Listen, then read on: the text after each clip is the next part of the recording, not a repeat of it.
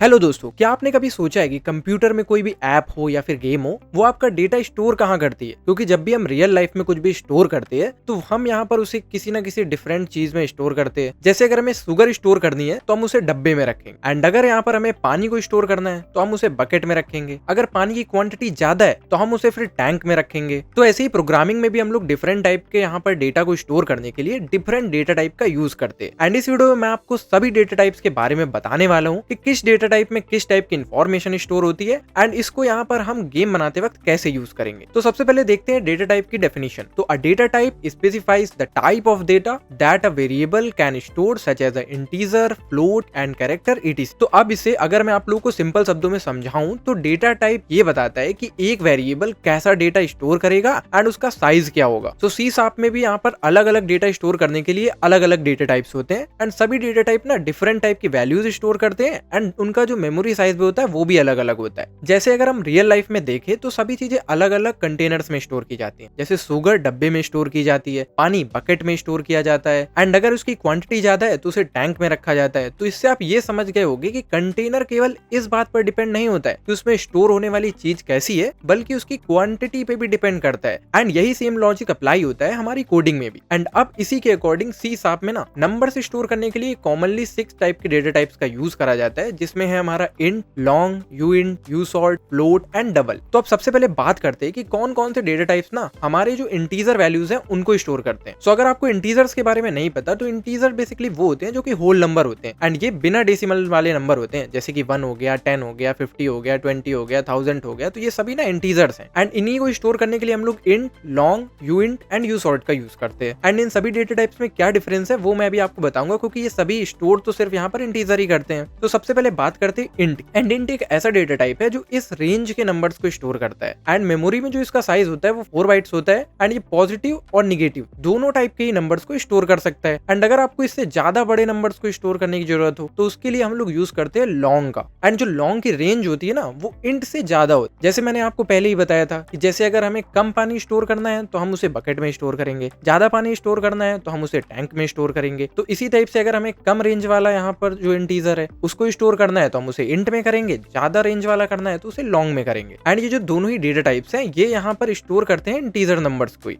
And in दोनों में size and range का ही फर्क। बाकी अब अपनी स्क्रीन पे देख सकते हैं कि यहाँ पर जो हम लोगों का लॉन्ग है वो यहाँ पर किस रेंज तक की वैल्यूज को स्टोर करता है। बाकी इन दो डेटा टाइप्स के अलावा कुछ और भी यहाँ पर डेटा टाइप्स हैं जिनको आप लोग टेबल में देख सकते हो एंड उनके साथ उनकी रेंज भी दी गई है कि मतलब यहाँ पर एक कहाँ से कहाँ तक की वैल्यूज को स्टोर करते हैं। एंड इस टेबल में ना आपको डेटा टाइप का साइज भी दिख रहा हो। यहाँ साइंड का मतलब है डेटा टाइप पॉजिटिव और निगेटिव दोनों नंबर्स के लिए यूज हो सकता है एंड अनसाइंड डेटा टाइप्स का मतलब है कि यहाँ पर सिर्फ इसमें पॉजिटिव नंबर से स्टोर कर सकते हैं। एंड ये सारे डेटा टाइप पहले के टाइम पे बहुत ही केयरफुली यूज करे जाते थे जब हार्डवेयर इतने अच्छे नहीं होते थे और मेमोरी को भी बहुत संभाल के यूज करना पड़ता था। बाकी अभी तो हम लोग यहाँ पर इंट ही यूज करते हैं मेनली एंड कुछ रेयर केसेस में ही हम लोग लॉन्ग का यूज करते हैं। तो याद रखना अगर आपको बड़े रेंज की जरूरत नहीं है तो लॉन्ग की जगह इंट यूज करना बेटर है, क्योंकि ये यहाँ पर कम मेमोरी लेगा। तो चलो अब कोड में इसको कैसे करेंगे वो भी मैं आप लोग को दिखा देता हूँ एंड इसका सिंटेक्स क्या है वो भी आपको पता चल जाएगा। तो अब यूनिटी में ना हम लोग एक नई फाइल क्रिएट कर लेते हैं एंड उसका नाम रखते हैं डेटा टाइप एग्जाम्पल करके। लेकिन सिंटेक्स देखने से पहले आप ये समझ लो कि प्रोग्रामिंग में हम वेरिएबल्स का नेम कैसे लिखते हैं। तो इसके लिए ना प्रोग्रामिंग में नेमिंग कन्वेंशंस का यूज करा जाता है। तो अभी हम दो टाइप की नेमिंग कन्वेंशंस को देखने वाले हैं। पहला है यहाँ पर पास्कल केस एंड दूसरा है यहाँ पर हमारा कैमल केस। अगर किसी वेरिएबल का जो नेम है वो पास्कल केस में लिखा जाता है तो उसमें जितने भी वर्ड्स होते हैं ना उनका जो फर्स्ट लेटर होता है ना वो यहाँ पर कैपिटल में होता है एंड वर्ड्स के बीच में ना स्पेस वगैरह कुछ भी नहीं होता है। जैसे एग्जाम्पल के लिए मैं आपको बताता हूँ, जैसे माई एज आपको लिखना है एंड अगर इसको आपको पास्कल में लिखना है तो एम एंड ए दोनों ही कैपिटल रहने वाले हैं। एंड अगर आपको कैमल केस में लिखना है तो यहाँ पर जो एम है ना वो स्मॉल रहेगा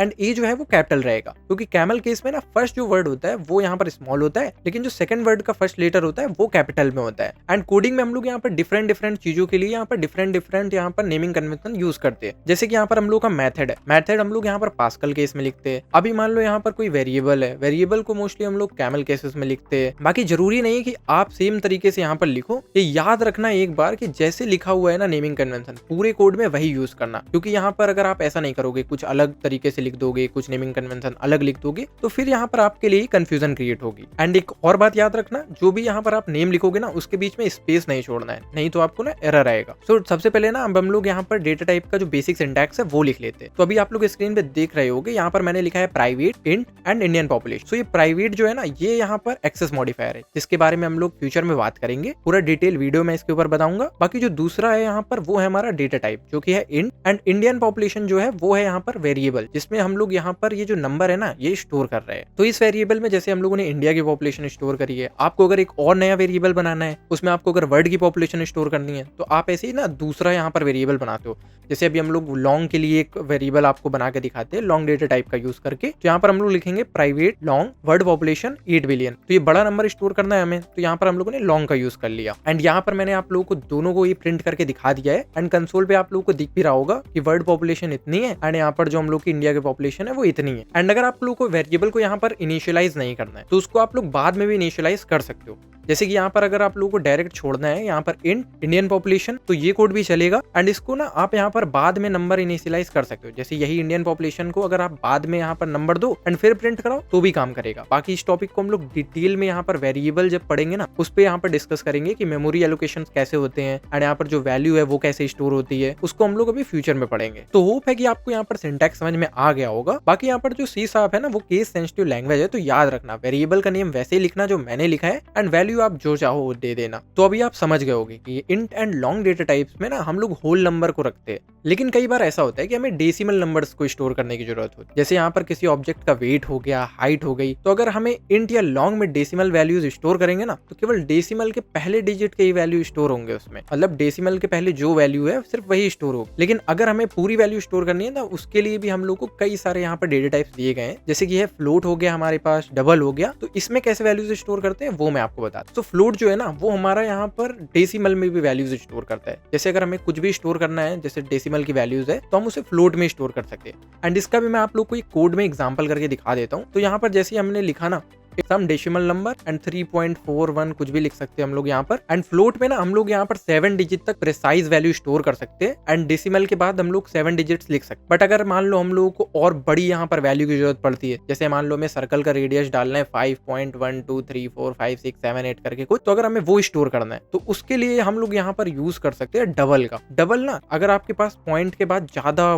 बड़ी डिजिट है तो आप डबल का यूज कर सकते हो। एंड इसको भी आपको मैं कोड में करके दिखा देता हूँ। यहाँ पर हम लोग डबल लिखेंगे एंड उसके बाद यहाँ पर सर्कल ऑफ रेडियस एंड उसके बाद एक नंबर डाल देंगे। एंड ये ना डबल ना ज्यादा वैल्यू स्टोर करता है एंड डबल यहाँ पर 15 to 16 डिजिट की यहाँ पर वैल्यू स्टोर कर सकता है। एंड इसका जो साइज होता है ना वो भी थोड़ा ज्यादा होता है एंड इसका साइज होता है 8 बाइट का। तो चलो अब न्यूमेरिक डेटा की तो बात हो गई है एंड आप समझ भी गए होंगे कि नंबर्स, डेसिमल नंबर्स, इन सभी को हम लोग कैसे स्टोर करते हैं। अब बात करते हैं कि यहाँ पर हमें टेक्स्ट का डेटा स्टोर करना है, कोई कैरेक्टर स्टोर करना है, तो उसको हम लोग कैसे स्टोर करेंगे। तो उसके लिए ना यहाँ पर सबसे पहले एक जो डेटा टाइप है वो है कैर एंड कैर को बोलते हैं कैरेक्टर। एंड ये स्टोर करता है एक सिंगल कैरेक्टर को, और वो कैरेक्टर कुछ भी हो सकता है, अल्फाबेट हो सकता है, सिंबल हो सकता है, नंबर हो सकता है। बट अगर आप इसमें नंबर स्टोर करते हो ना तो याद रखना प्रोग्राम उस कैरेक्टर को ना एक टेक्स्ट की तरह ट्रीट करेगा। ये 2 बाइट्स की मेमोरी यूज करता है एंड इसका जो सिंटैक्स होता है ना वो कुछ ऐसा होता है, private character percentage equal to, अगर आपको यहाँ पर कैरेक्टर डालना है, सिंबल डालना है, आप कुछ भी डाल सकते हो यहाँ पर। एंड ध्यान देना इसमें ना जब भी आप वैल्यूज को स्टोर करोगे ना तो आप लोग को यहाँ पर सिंगल कोट के अंदर इस वैल्यू को लिखना होगा। ये तो हो गई यहाँ पर एक यहाँ पर सिंगल कैरेक्टर को स्टोर करने की बात। बट अभी आपको कोई बड़ा सा वर्ड स्टोर करना है या फिर कोई सेंटेंस स्टोर करना है तो उसके लिए भी ना एक डेटा टाइप होता है एंड इसका नाम होता है स्ट्रिंग। एंड ये यहाँ पर कई सारे सीक्वेंस ऑफ कैरेक्टर को स्टोर करता है।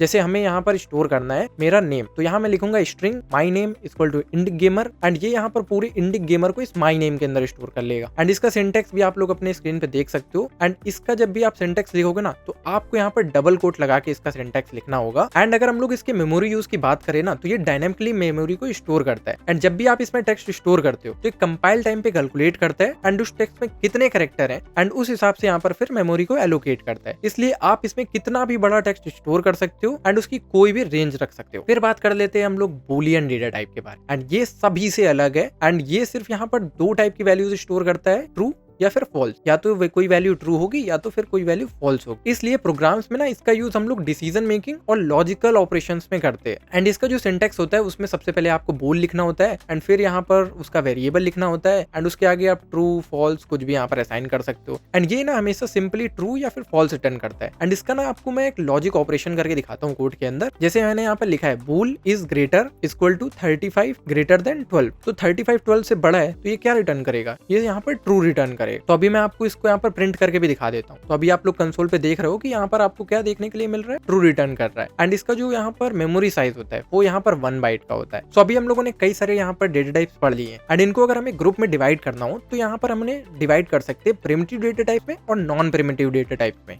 So basically primitive data types वो होते हैं जो कि यहाँ पर प्री डिफाइंड होते हैं एंड उनका जो साइज होता है वो फिक्स्ड होता है। जैसे हमारा इंटीजर हो गया वो यहाँ पर 4 बाइट का होता है, हमारा बुलियन हो गया ये 1 बाइट का होता है। तो प्रिमिटिव डेटा टाइप्स वो आते हैं जिनका साइज फिक्स्ड है and non primitive data types वो होते हैं जिनका यहाँ पर साइज फिक्स्ड नहीं होता है। जैसा कि मैंने आप लोगों को यहाँ पर बताया था कि जो स्ट्रिंग है उसका साइज फिक्स्ड नहीं है, वो यहाँ पर बढ़ता रहता है, मेमोरी वो डायनेमिकली एलोकेट होती रहती है। सो जो ऐसे वेरिएबल्स होते हैं उनको नॉन प्रिमिटिव डेटा टाइप बोलते हैं। जैसे स्ट्रिंग हो गया, क्लास हो गया, इनम्स हो गया। एंड क्लास एंड इनम्स के बारे में हम लोग आगे फ्यूचर में पढ़ेंगे। तो आज के इस वीडियो में मैंने आप लोगों को डेटा टाइप्स के बारे में बता दिया एंड फ्यूचर में हम लोग इन्हीं डेटा टाइप्स को यूज करने वाले हैं। बाकी जिन डेटा टाइप्स की हम लोग को फ्यूचर में नीड पड़ती जाएगी उसको हम लोग समझते जाएंगे फ्यूचर में। तो आज के लिए इतना ही, बाकी मैं मिलता हूँ आप लोगों से नेक्स्ट वीडियो में।